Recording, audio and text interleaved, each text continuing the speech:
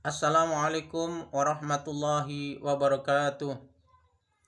Bagaimana kabarnya anak-anak kelas 5 pada hari ini? Insyaallah anak-anak kelas 5 dalam keadaan sehat walafiat dan semoga dalam lindungan Allah Subhanahu wa taala. Baik anak-anak, pelajaran kita hari ini yaitu pelajaran kemuhammadiyahan kelas 5 SD Kreatif Muhammadiyah 1 Lumajang. Baik anak-anak, sebelum kita menuju ke pelajaran, marilah kita berdoa kepada Allah Subhanahu wa taala. Berdoa mulai. A'udzu billahi minasyaitonir rajim. Bismillahirrahmanirrahim. Raditu billahi rabba wa bil islami dina wa bi Muhammadin nabiyyan wa rasula. Rabbi zidni ilma warzuqni fahman. Amin ya rabbal alamin. Oke, baik anak-anak, tadi kita sudah berdoa kepada Allah Subhanahu wa taala. Sekarang kita menuju ke pelajaran. Sebelum Ustadz mau menjelaskan pelajaran, Ustadz mau baca terlebih dahulu. Struktur organisasi dan kepemimpinan. Struktur organisasi Muhammadiyah terdiri atas A. Ranting ialah kesatuan anggota dalam satu tempat atau kawasan. B. Cabang ialah kesatuan ranting dalam satu tempat. C. Daerah ialah kesatuan cabang dalam satu kota atau kabupaten. D. Wilayah ialah kesatuan daerah dalam satu provinsi. E. Pusat ialah kesatuan wilayah dalam negara. F. Pimpinan Muhammadiyah. Jadi anak-anak, dari struktur organisasi Muhammadiyah ini yang terdiri di atas ini, itu semua adalah kesatuan, ya. Semua itu adalah kesatuan anggota di bidang-bidang ranting, yaitu cabang, daerah, wilayah, dan pusat. Semuanya sudah ada strukturnya. Selanjutnya yaitu adapun struktur pimpinan Muhammadiyah terdiri atas 1. Pimpinan pusat Muhammadiyah adalah pemimpin tertinggi yang memimpin Muhammadiyah secara keseluruhan. Jadi pimpinan pusat Muhammadiyah yaitu pemimpin yang tertinggi yang memimpin Muhammadiyah secara keseluruhan. 2 yaitu pimpinan pusat. Pimpinan wilayah Muhammadiyah adalah pimpinan dalam wilayahnya serta melaksanakan kebijakan pimpinan pusat Muhammadiyah. Jadi pimpinan wilayah ini mengikuti atau melaksanakan kebijakan pimpinan pusat. Selanjutnya yaitu pimpinan daerah Muhammadiyah ialah pimpinan dalam daerahnya untuk melaksanakan kebijakan pimpinan di atasnya. Jadi untuk pimpinan daerah yaitu seperti kabupaten yaitu harus melaksanakan yaitu kebijakan pimpinan wilayahnya, yaitu pimpinan di provinsi. Selanjutnya yaitu pimpinan cabang Muhammadiyah. Pimpinan cabang Muhammadiyah ialah pimpinan dalam cabangnya serta melaksanakan kebijakan pimpinan di atasnya. Pimpinan cabang di sini yaitu pimpinan cabang seperti di mana? Seperti di kecamatan harus mengikuti dan harus melaksanakan kebijakan pimpinan di atasnya yaitu daerah atau kabupaten.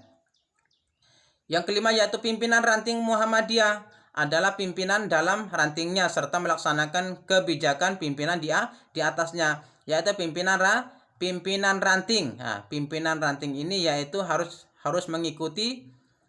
melaksanakan kebijakan pimpinan di atasnya. Paham itu anak-anak ya? Jadi pimpinan ranting ini harus mengikuti pimpinan cabang. Oke, selanjutnya yaitu selain pimpinan tersebut ada juga unsur pembantu pimpinan yang terdiri dari majelis dan lembaga. Majelis dan lembaga dalam Muhammadiyah memiliki pengertian dan tugas sebagai berikut. Jadi selain pemimpin tersebut ada juga pembantu pimpinan yang terdiri dari majelis dan lembaga. Oke, yang pertama yaitu majelis. A. Majelis adalah unsur pembantu pimpinan yang menjalankan sebagai tugas pokok Muhammadiyah. Yaitu majelis adalah apa? Pembantu pimpinan yang menjalankan apa? Yang menjalankan tugas-tugas pokok Muhammadiyah. Itu adalah sebagai majelis. Yang B yaitu majelis bertugas menyelenggarakan amal usaha.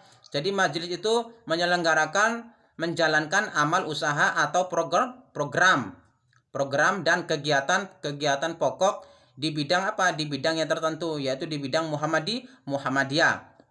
C. Majelis dibentuk oleh pimpinan pusat. Jadi majelis ini dibentuk oleh pimpinan pusat Muhammadiyah, pimpinan wilayah, pimpinan daerah, dan pimpinan cabang di tingkat masing-masing sesuai kebutuhan. Jadi majelis ini dibentuk oleh pimpinan pusat. Pimpinan pusat yaitu dari atasan seperti pusat, terus wilayah, daerah, dan cabang. Selanjutnya, nomor 2, lembaga. Lembaga adalah unsur pembantu pimpinan dan menjalankan tugas pendukung Muhammadiyah. Jadi lembaga ini adalah unsur apa? Pembantu. Pembantu apa? Pembantu pimpinan dan yang menjalankan tugas pendukung Muhammadiyah, menjalankan atau membantu Muhammadiyah. Selanjutnya yaitu lembaga bertugas melaksanakan program dan kegiatan.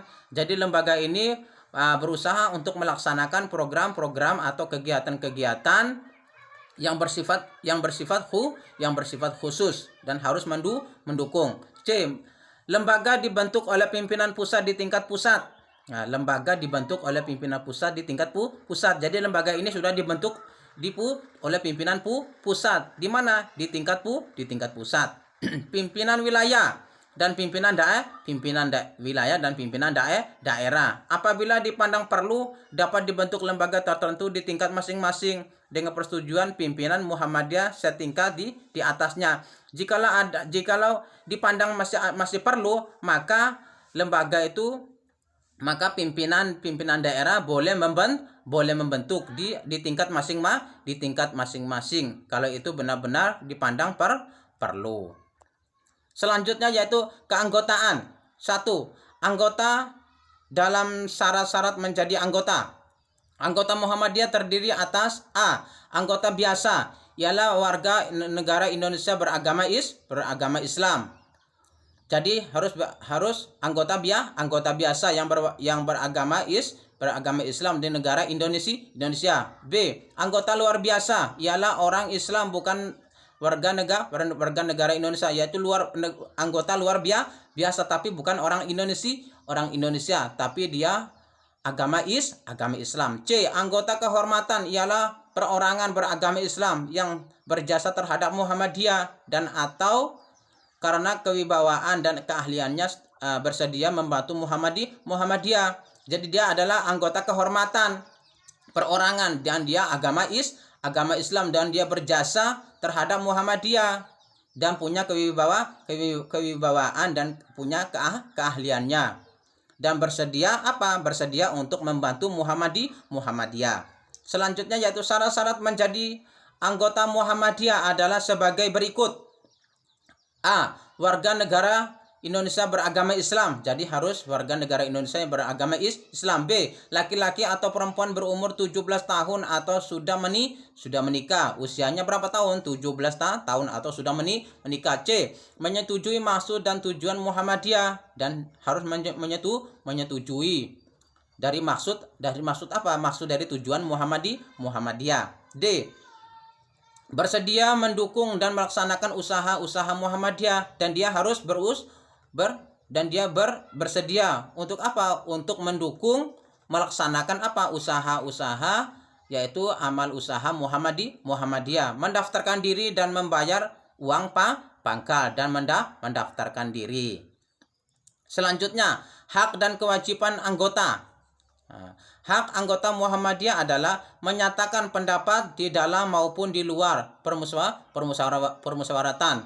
Jadi dia harus menyatakan pendapat di dalam maupun di luar. B. Yaitu memilih dan dipilih dalam permusyawaratan dan dia harus memilih dan dipilih dalam apa? Dalam permusyawaratan. C. Anggota luar biasa dan anggota kehormatan mempunyai hak menyatakan pendapat. Jadi anggota yang bukan negara, yang bukan warga negara Indonesia, yaitu atau anggota kehormatan mempunyai hak untuk menyatakan apa? Menyatakan pendapatnya. D. Taat menjalankan ajaran Islam, harus benar-benar taat menjalankan ajaran Islam, yaitu Al-Quran dan As-Sunnah. Kewajiban anggota Muhammadiyah adalah A. Menjaga nama baik dan setia kepada Muhammadiyah serta perjuangannya, dan benar-benar menjaga nama baik apa? Nama baik Muhammadiyah dan berusaha untuk memperjuangkannya. B. Berpegang teguh kepada kepribadian serta keyakinan dan cita-cita hidup Muhammadiyah, dan dia juga harus berpegang teguh kepada apa? Kepribadiannya. Untuk apa? Untuk cita-cita menghidupkan Muhammadiyah. D. Taat pada peraturan Muhammadiyah, keputusan musyawarah dan kebijakan pimpinan pusat, dan harus taat pada apa? Pada peraturan Muhammadiyah. D. Mendukung dan mengindahkan kepentingan Muhammadiyah serta melaksanakan usahanya. Harus benar-benar mendukung dan mengindahkan kepentingan apa? Kepentingan Muhammadiyah, yaitu berusaha apa? Untuk melaksanakan usaha atau amal usaha Muhammadiyah. E. Membayar iuran anggota. V. Yaitu membayar infak. Harus berusaha untuk membayar infak. Itu adalah kewajiban apa? Kewajiban anggota Muhammadiyah. Selanjutnya, pengelolaan keuangan dan kekayaan. Keuangan dan kekayaan Muhammadiyah adalah semua harta benda yang diperoleh dari sumber yang sah dan halal, serta digunakan untuk kepentingan pelaksanaan amal usaha, program dan kegiatan Muhammadiyah. Sumber dan dana dan kekayaan Muhammadiyah diperoleh dari jadi semuanya itu keuangan dan kekayaan Muhammadiyah harus dari benda yang apa? Dari benda atau sumber uang yang sah atau yang halal. Untuk apa? Untuk digunakan kepentingan apa? Kepentingan amal usaha Muhammadiyah atau program-program atau kegiatan-kegiatan Muhammadiyah harus dari apa? Dari uang yang sah atau uang yang halal. Diperoleh dari A. Uang pangkal, iuran dan bantuan. Dari uang pangkal, iuran dan bantuan. B. Hasil hak milik Muhammadiyah. Jadi dari hasil haknya Muhammadiyah, yaitu miliknya Muhammadiyah. C. Zakat, infak, sodako, wakaf, wasiat dan hibah. Paham anak-anak ya? Jadi dari semua itu dari uang-uang yang sah dan uang yang halal. D. Usaha-usaha perekonomian Muhammadiyah, dari usaha-usaha perekonomian Muhammadiyah. E. Sumber-sumber lain. Jadi semua ini yaitu dari apa? Dari sumber uang yang sah dan uang yang halal. Untuk apa? Untuk kepentingan amal usaha Muhammadiyah. Jangan menggunakan pakai uang-uang yang tidak baik atau uang-uang yang haram, uang-uang yang tidak disukai oleh Allah Subhanahu wa taala. Baik anak-anak, mungkin hanya ini yang dapat Ustadz sampaikan.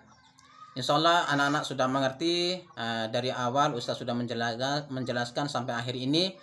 Anak-anak, Ustadz tidak memberi kalian tugas ya. Ustadz hanya memohon kepada anak-anak, tolong buatkan yaitu pertanyaan ya. Tolong buatkan 5 pertanyaan dari isi materi kemuhammadian ini yang Ustadz jelaskan dari awal sampai akhir ya. Sampai akhir tadi ya. Tolong buatkan 5 pertanyaan saja ya. Buat 5 pertanyaan, nanti ditulis di buku tulisnya, terus difoto dan terus dikirimkan ke Ustadz Sudirman. Oke. Terima kasih anak-anak ya. Oke, selanjutnya yaitu jika kau tak sanggup menahan lelah karena belajar, kau harus sanggup menahan derita karena kebodohan. Jadi anak-anak harus benar-benar sanggup. Sanggup apa? Untuk benar-benar belajar. Biar apa? Biar anak-anak tidak menjadi orang-orang nanti ke depannya yaitu menderita atau menjadi kebodohan. Ya, itu menjadi anak yang bodoh. Jadi anak-anak sekarang tetap belajar. Walaupun anak-anak posisinya ada di rumah, tetap belajar. Walaupun anak-anak masih belum bertatap muka di sekolah, bisa bertemu dengan ustadz dan ustadzanya atau teman-temannya, anak-anak tetap berusaha, tetap sanggup ya, tetap tegar untuk belajar di rumahnya masing-masing. Biar apa? Biar anak-anak bisa menjadi anak yang pintar, anak yang cerdas untuk dunia dan akhirat. Baik anak-anak, mungkin hanya ini yang dapat saya sampaikan. Terima kasih ya sudah mendengarkan apa yang Ustadz sampaikan dari awal sampai terakhir. Wa akhirul kalam, mungkin ada kesalahan dari saya minta maaf yang sebesar-besarnya. Assalamualaikum warahmatullahi wabarakatuh.